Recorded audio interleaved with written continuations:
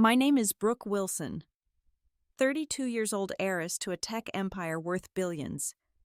Last summer, my family gathered on our yacht to celebrate my father's retirement. I never imagined my sister Audrey would shove me overboard to steal my inheritance. As I struggled in the dark Mediterranean waters, I heard champagne glasses clinking above. They celebrated my death, but they had no idea I survived. And when they returned home, I was waiting with a gift that would change everything. Before I tell you how I survived what should have been my last swim, let me know where you're watching from and hit that subscribe button if you want more stories about family betrayal and sweet, sweet justice. Growing up as the daughter of James Wilson's self-made tech billionaire was nothing like the fairy tale most people imagine. My father built Wilson Technologies from his garage into a global powerhouse that pioneered AI security systems. The company was valued at over $20 billion at its peak, but all that wealth came at a price. Dad was kind, but always working, barely present for family dinners, let alone school events. My mother, Elizabeth, was the emotional anchor of our family. She kept us grounded despite our privilege, teaching us that money was a responsibility, not just a luxury. When cancer took her 5 years ago, something irreplaceable was lost from our family dynamic. Then there was my older sister Audrey, 4 years my senior, at 36. From childhood, she was intensely competitive, measuring her worth against mine in everything from grades to boys to our father's attention. While I took after our mother with a passion for charity work and a relatively humble lifestyle despite our wealth, Audrey embraced the socialite role with designer everything and constant social media updates from exotic locations. "Why do you insist on looking like our gardener when you could afford Gucci?" she would ask me, genuinely baffled by my preference for casual clothes and meaningful work over status symbols. One particular childhood memory stands out. For my 10th birthday, Dad gave me a beautiful handcrafted music box that played our mother's favorite melody. The next morning, I found it smashed on my bedroom floor. Audrey claimed it must have fallen, but her satisfied smirk told a different story. As we grew older, the rivalry only intensified. Dad tried to be fair with his attention and affection, but we both knew I was his favorite.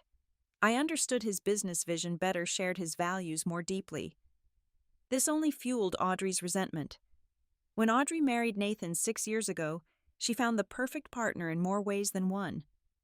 Nathan came from old money but wanted new power. As an ambitious finance executive, he saw Wilson Technologies as his ticket to the upper echelons of wealth and influence. Together they formed a power couple that regularly appeared in business magazines, always carefully crafted to project success and sophistication. Nathan encouraged Audrey's worst traits: her materialism, her jealousy, her need to win at all costs. I tried to maintain a relationship with my sister, but each family gathering became more strained than the last. Last spring, Dad announced his retirement. At 68, health concerns finally convinced him to step back from his beloved company. This announcement sent shockwaves through the business world. Wilson Technologies was synonymous with James Wilson. Who could possibly fill his shoes? The succession plan became the subject of intense speculation. Audrey had the business education and had worked as an executive in the company for years. I had studied psychology and spent most of my time managing our family foundation, occasionally consulting on user experience for the company's products. Dad insisted on a family meeting to discuss the future. "This company has always been about family," he said, "and I want both my daughters involved in its next chapter." The tension in the room was palpable. Audrey sat straight-backed, expectant, while Nathan hovered behind her like a shadow. Dad continued, "To celebrate this transition and spend some quality time together, I think we should take the yacht out. Mediterranean cruise, just the four of us. We can finalize everything there." Audrey and Nathan exchanged a look I couldn't quite interpret. "Sounds perfect, Daddy," Audrey said with a smile that didn't reach her eyes. I had no idea that this family vacation would be the setting for my sister's darkest betrayal. The Wilson family yacht Prosperity was 150 feet of floating luxury. Not the biggest on the Mediterranean that summer, but certainly elegant with its sleek design and understated opulence. As we sailed from port to port along the Italian coastline, I spent my days reading on the sun deck or swimming in secluded coves while Audrey and Nathan were constantly on their phones or laptops, handling last-minute business details. On the third night, Dad gathered us in the main salon for dinner and his official retirement announcement. The room glowed with warm lighting reflecting off polished wood and brass accents.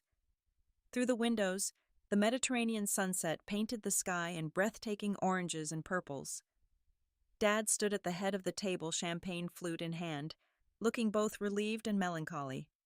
For 30 years, Wilson Technologies has been my life's work. Building it from nothing into what it is today has been the greatest professional achievement of my life. He paused, looking at each of us. But my greatest personal achievements are my 2 daughters. I felt tears forming. Despite his workaholic tendencies, Dad had always made sure we knew we were loved. Which is why, he continued, my succession plan reflects my faith in both of you. The air in the room suddenly felt thicker.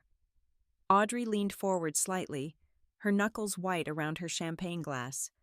Brooke will take over as CEO, Dad announced. The glass in Audrey's hand trembled visibly. Nathan placed a steadying hand on her shoulder, squeezing a little too tightly. Audrey will be CFO with expanded powers and significant additional shares. Dad quickly added, clearly trying to soften the blow. I was as shocked as Audrey, though, for different reasons. Dad, I never wanted to run the company, I said. Which is precisely why you should, he replied. Your perspective, your ethics, your understanding of people rather than just profits. The company needs your vision, Brooke. Audrey abruptly stood up. Excuse me, she said, voice brittle as she left the room.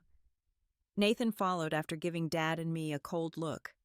Later that night, passing by their cabin, I overheard their heated whispers. This changes nothing, Nathan said. In fact, it makes our plan even more justified.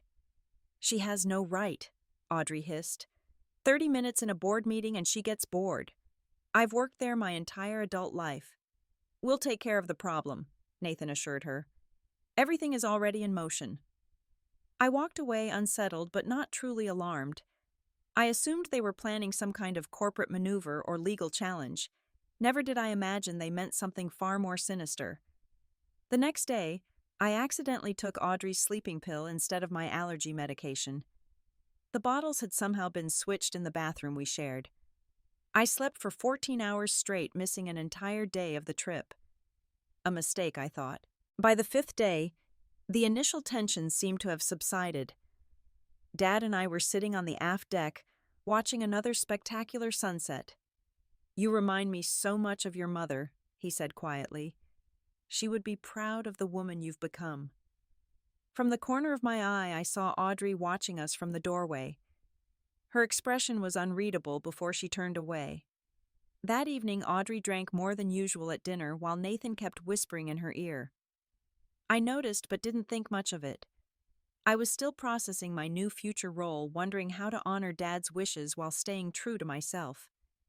I had no idea I was spending my last hours as Brooke Wilson, heiress and CEO-to-be. By morning, the world would think I was dead. It was just after midnight. Everyone had retired to their cabins, but I was too restless to sleep. The yacht cut smoothly through calm waters under a canopy of stars that seemed close enough to touch. Standing alone at the railing, I breathed in the salt air and contemplated the responsibility Dad had placed on my shoulders. Can't sleep either. Audrey's voice startled me. She stood a few feet away, holding 2 glasses of champagne. Her silk robe fluttered slightly in the gentle breeze. Too much on my mind, I admitted. She handed me a glass. Peace offering. I was surprised by Dad's announcement, but maybe he's right. Maybe your perspective is what the company needs. For a moment, it felt like we were kids again before competition and jealousy created a chasm between us. I took the glass, touched by what seemed like a genuine attempt to reconnect. To new beginnings, she said, raising her glass to the star-filled sky. We clinked glasses and I took a sip, savoring the expensive bubbles. The moment felt significant, hopeful. Then I noticed something change in Audrey's eyes. A coldness, a resolve that made my skin prickle with sudden fear. "You always were his favorite," she said, her voice flat. Before I could respond, her hands were on my chest, shoving hard. The force caught me completely off guard.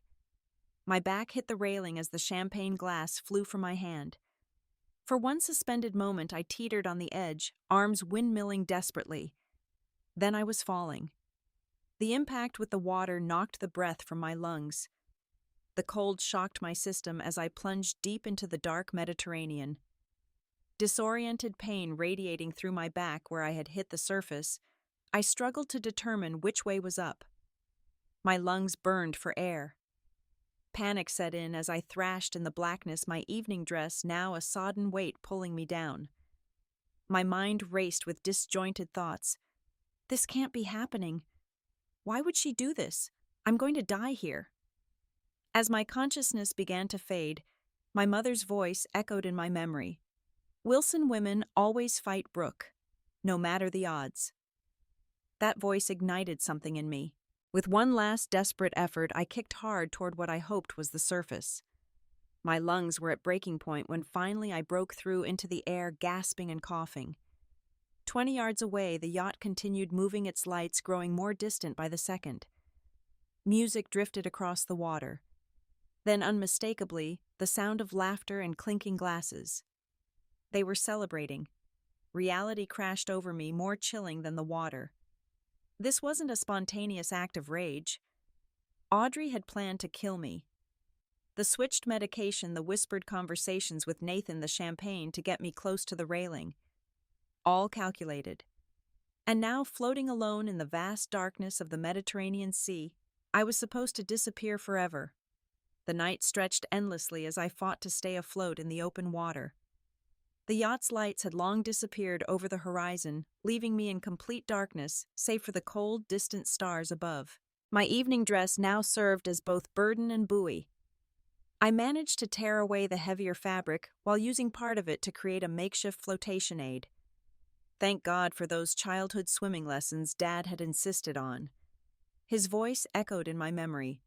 "The Wilson family has a yacht, so my daughters will be stronger swimmers than the Olympic team." At the time, I'd complained about the 5 a.m. practices. Now each stroke was keeping me alive. Hours passed. My limbs grew numb from cold and exertion. Thirst tormented me as the salt water dried on my lips. Whenever exhaustion threatened to overcome me, I thought of Audrey and Nathan toasting my tragic accident, and anger renewed my determination to survive. As dawn broke, the vast emptiness of the sea became visible in all directions. Despair began to set in until I spotted something on the horizon. A small fishing boat, probably heading out for the morning catch. It was far away, possibly too far to notice a single person in the vast sea. With my remaining strength, I tore off a piece of my white dress and began waving it wildly above my head. I screamed until my voice gave out, though I knew the sound wouldn't carry that distance. The boat continued on its path, unaware of my existence. Then, by some miracle, it changed direction. Whether they had spotted me or were simply changing course for fishing reasons, I'll never know. But they were coming closer. I waved more frantically, ignoring the screaming pain in my shoulders. Finally, I heard shouting. An older man with weathered skin was pointing in my direction. The boat sped up. Minutes later, rough but gentle hands pulled me from the water. My rescuer, an Italian fisherman named Angelo, wrapped me in blankets while speaking rapidly in Italian. I couldn't understand his words, but the concern in his eyes needed no translation. I tried to explain what happened, but exhaustion finally overcame me. I lost consciousness as the small boat headed toward shore. When I awoke, I was in a modest bedroom with whitewashed walls and blue curtains fluttering in a warm breeze. A middle-aged woman with kind eyes brought me homemade soup and clothes that belonged to her daughter. The fishing family had taken me in despite the language barrier. Using the daughter's phone and my limited Italian, I managed to access international news. The headline made my blood freeze: "Brooke Wilson, heiress to tech fortune, lost at sea in tragic accident." There was my father, looking 20 years older, overnight, devastated by grief as he spoke to reporters.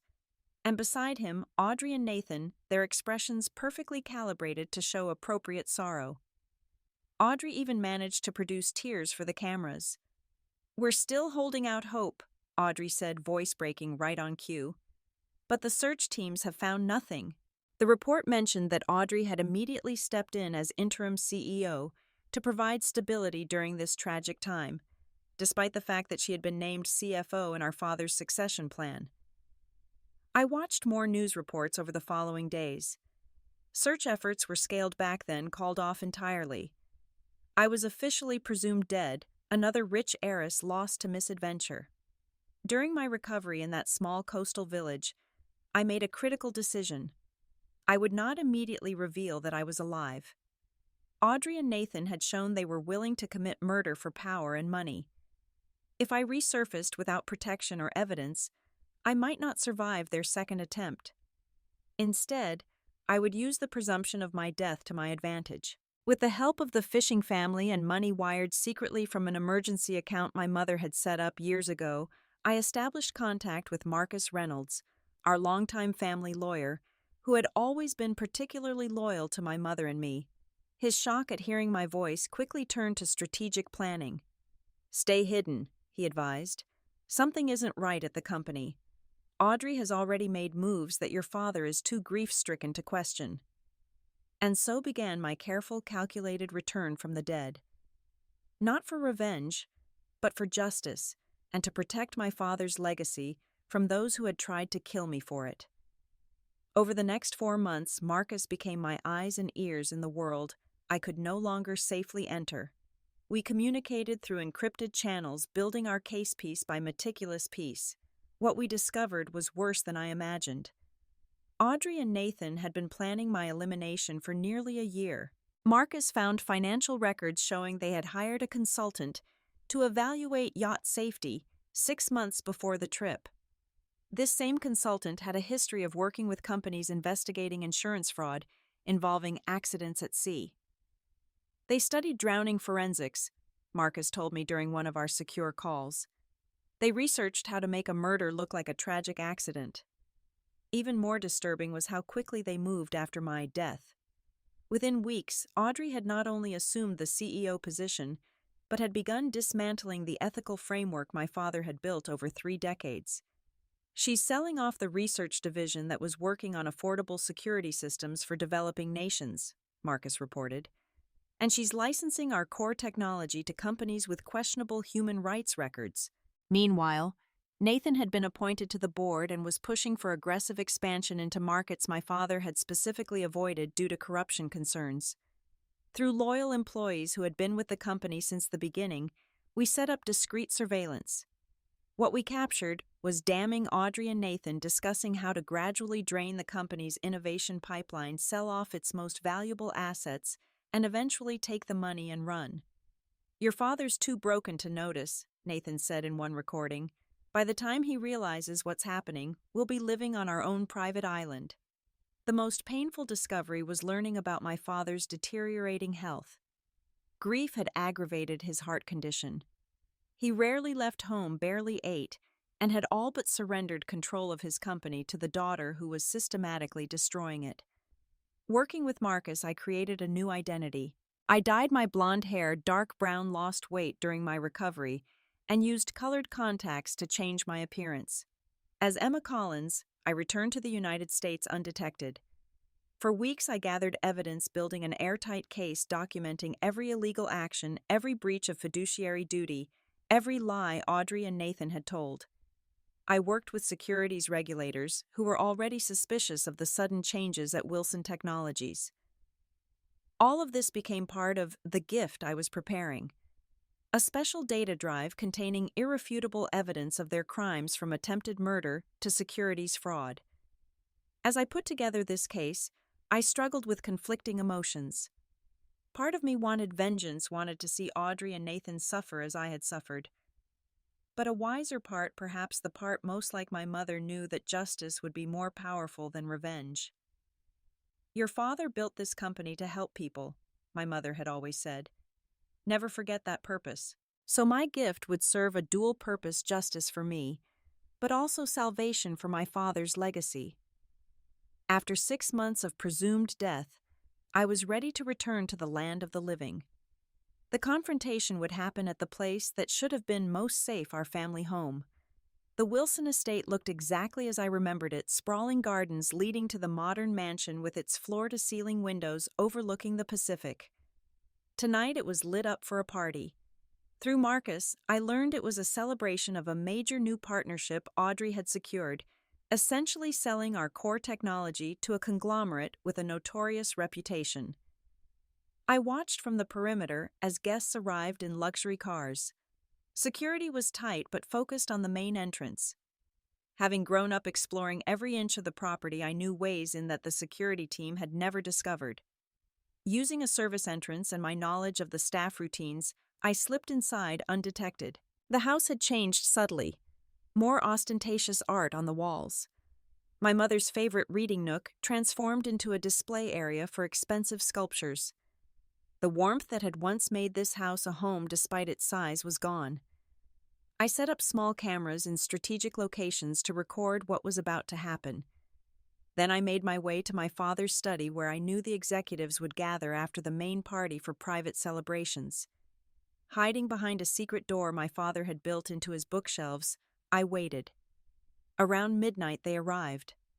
Audrey, Nathan, and 4 board members who had supported their takeover. My father was noticeably absent. Audrey looked different. Designer clothes as always, but harder somehow. Success and guilt had taken a toll despite her attempts to hide it behind expensive skincare. Gentlemen, we have accomplished in 6 months what would have taken years under the previous leadership, she announced, pouring expensive scotch. The Wilson Technologies of old is dead. Long live the new Wilson Technologies. And its visionary leader, Nathan added, raising his glass in a toast. They clinked glasses, laughing about stock options and expansion plans. Not one mention of the innovation and helping people that had been my father's driving mission. I wonder what Brooke would think of all this, one board member said, immediately creating an awkward silence.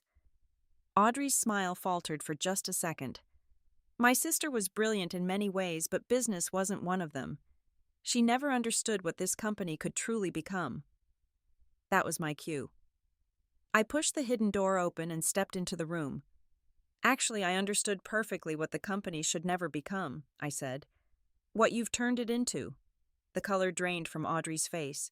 The glass fell from her hand, shattering on the hardwood floor. Nathan stumbled backward, knocking over a chair. That's impossible, he whispered. You're dead, Audrey said, her voice barely audible.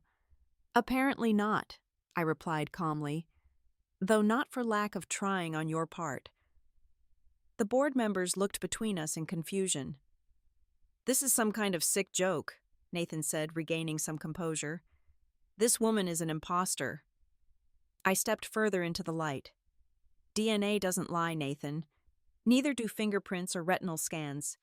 But you know what does lie, my sister? When she told everyone I fell overboard accidentally.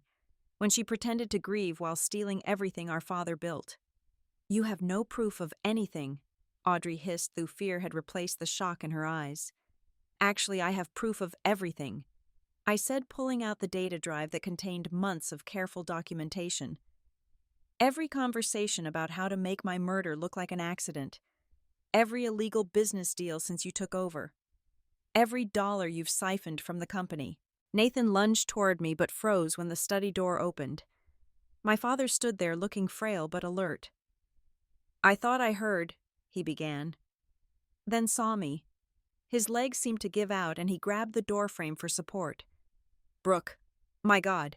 Brooke. I ran to him, supporting him, as tears streamed down both our faces. It's me, Dad. I'm alive. As we embraced, Audrey made a move toward her purse. Don't, I warned. Security is already on their way up. Real security, not the people on your payroll.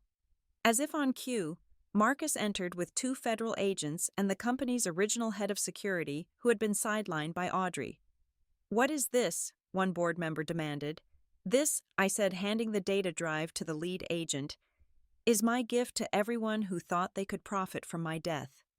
complete documentation of conspiracy to commit murder, securities fraud, breach of fiduciary duty, and about a dozen other charges. As Audrey and Nathan were read their rights, my father held on to me like he would never let go again.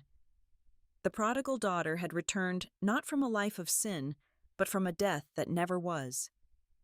The weeks following the confrontation were a blur of legal proceedings, medical examinations, and emotional conversations.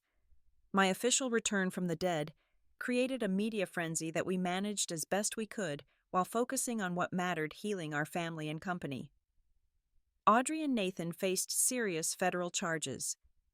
The evidence against them was overwhelming, from the recordings of their conversations to the financial paper trail of their preparations. In the end, I made a difficult decision that surprised many.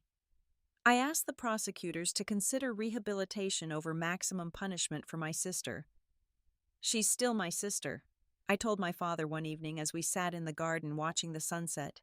"What she did was unforgivable, but I don't want hate to consume the rest of my life."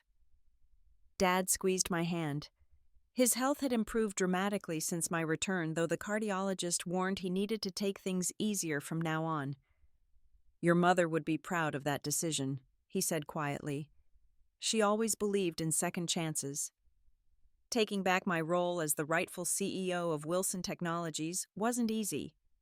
Audrey had created a culture of fear and profit at all costs that was antithetical to everything the company had stood for. Rebuilding took time and determination. We established a new charitable foundation with a significant portion of the recovered assets Audrey and Nathan had tried to steal. Its mission was personal to me, now helping survivors of trauma rebuild their lives. The Italian fishing family that saved me became its first beneficiaries with a new boat and college funds for their children. 6 months after the confrontation, I visited Audrey in the minimum security facility where she was serving her reduced sentence. We sat across from each other, neither speaking for several long minutes. "Why did you ask for leniency?" she finally asked. "After what I did to you." "Because letting hatred win would mean I lost something more important than my life that night: my humanity." Our conversation was difficult, painful, but necessary. We talked about our childhood, about the competition that had consumed her, about her relationship with Nathan, who had already turned on her in exchange for a lighter sentence. "I was always jealous of how easily Dad loved you," she admitted. "I worked so hard for his attention, but you just naturally connected with him." "And I was jealous of your confidence, your business acumen," I confessed. "We could have been allies instead of enemies." It wasn't forgiveness, not yet. That would take much longer if it ever came. But it was a first step toward understanding. Back at the company, we refocused on the ethical innovation that had been my father's North Star. Profits actually increased as employees, energized by the return to the company's core values, delivered remarkable new products that helped people rather than just generating revenue. Dad took on an emeritus role, offering wisdom, but finally enjoying the retirement he deserved. I often found him in the garden reading or simply watching the birds, a piece about him that had been absent for years. 1 year to the day after my death, I visited my mother's grave alone. I brought her favorite flowers and sat beside the headstone, telling her everything that had happened. "I nearly lost myself in anger, Mom," I said to the quiet air. "But then I remembered what you always told us: how you respond to the worst in others determines the best in yourself." The company now thrives, not despite our ethical focus, but because of it. My relationship with Audrey remains complicated, but we're both committed to the difficult work of rebuilding some kind of connection. I learned that wealth and status are meaningless compared to authenticity and purpose. The truest inheritance my parents gave me wasn't billions of dollars, but the values that guided me through the darkest waters, both literal and figurative. My name is Brooke Wilson. I died and came back. Not for revenge, but for redemption. Not just my own, but my sister's, my father's, our company's. Sometimes the greatest gift you can offer isn't punishment for those who hurt you, but the chance for everyone to begin again. What would you have done in my situation? Would you have chosen justice or revenge? Let me know in the comments below.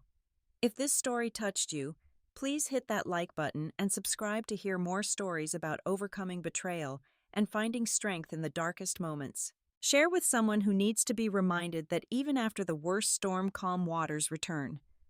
Thank you for listening, and remember, your response to pain can become your greatest power.